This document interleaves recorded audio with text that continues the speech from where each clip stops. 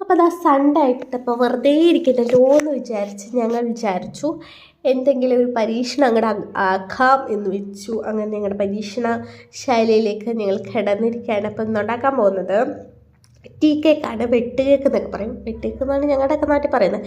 ചിലയിടത്ത് പറയുന്നത് എനിക്കറിയത്തില്ല. അപ്പം ചായക്കടയിലൊക്കെ ഇരിക്കുന്ന കേക്കാണ്. അതുണ്ടാക്കാൻ പോവാണ്. അപ്പോൾ റവ ഇട്ടു ആദ്യം.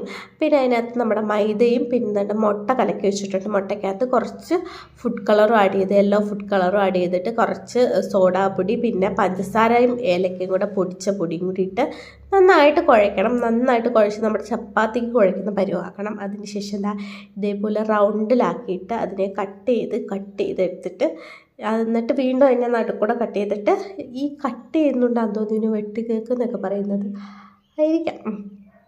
അപ്പം ഇതേപോലെ ആക്കി വെച്ചിട്ട് എണ്ണയ്ക്കകത്തിട്ട് വെറുതെ എടുക്കണം. അങ്ങനെ നല്ല എണ്ണ നന്നായിട്ട് തിളച്ച് വന്നിട്ടുണ്ട്.